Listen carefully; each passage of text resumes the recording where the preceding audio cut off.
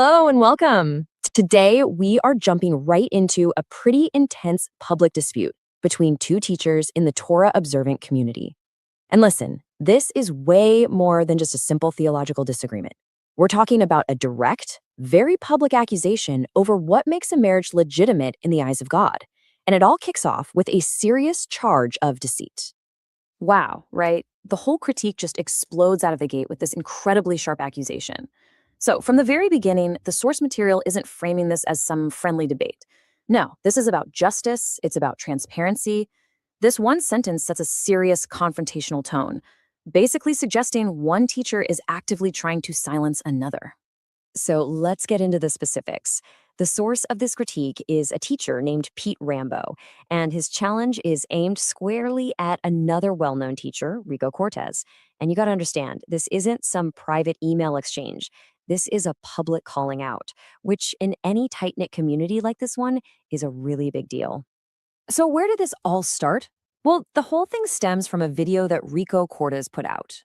According to the source material, the critic, Pete Rambo, claims that this video promotes what he calls doctrines of men, basically human traditions dressed up as scripture, instead of what the Bible actually teaches about marriage.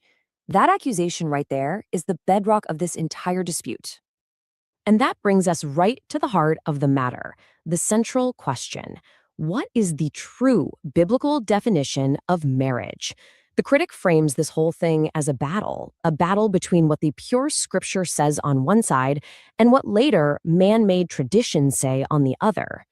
This slide lays out the two opposing views really clearly. So on one side, you have the position attributed to Rico Cortes, which is that monogamy is the biblical standard. But the critic, Pete Rambo, says, hold on a second. That view isn't from the Bible at all. It comes from later Greco-Roman and church traditions. Rambo's argument is that the Torah itself actually permits and even lays down rules for plural marriage for men. And to back up that claim, the critic presents this historical timeline. His whole point here is that the strict monogamy-only rule we see today isn't something you find in the original scriptures. He argues it was actually codified centuries, even millennia later. He points to Roman law, a key rabbinic ruling from the Middle Ages, and finally, a Catholic council in the 1500s as the real sources of this doctrine. Okay, so now we get to the real meat of the critic's case, the scriptural evidence itself. He moves past just history and starts building his argument directly from the biblical text, claiming it clearly shows plural marriage was an accepted and even regulated practice. And this is the question. This is the central challenge that the critic just keeps hammering home again and again. According to the source, this is his ultimate rebuttal to the other side.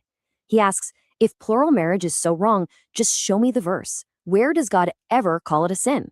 The argument is pretty simple. If there's no law against it, it can't be a sin. And this list is meant to drive that point home. The critic points to a whole lineup of revered patriarchs and kings. I mean, we're talking about men described as being faithful and blessed by God, and they all had more than one wife. The argument is, look, if God blessed these men and never once condemned them for their family structure, how can we possibly call it a sin today? Now, this verse from Exodus is presented as the critic's crucial piece of evidence, kind of the smoking gun. The argument is that the Torah doesn't say don't take a second wife. It says if you take a second wife, here are the rules. Here's how you do it justly. By setting out these regulations, the text is implicitly permitting the practice. For the critic, this is definitive proof. Okay, so now we get to the real climax of the critique. This is the moment where the source claims to have found a direct contradiction in Rico Cortes's very own words, a point where he allegedly admits the scriptural evidence is there, only to then turn around and reject it. The critic hones in on this exact quote from Rico Cortes's video. And here, Cortes seems to agree with the main point, right? He acknowledges that the Torah doesn't actually forbid plural marriage.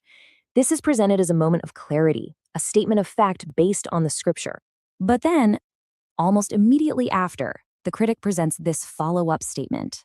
After acknowledging what the Torah says or doesn't say, Cortes then states his own personal belief. And this is the pivot point of the entire critique.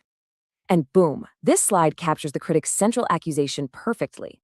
By putting those two statements side by side, the source argues that a personal belief is being taught as if it's biblical law.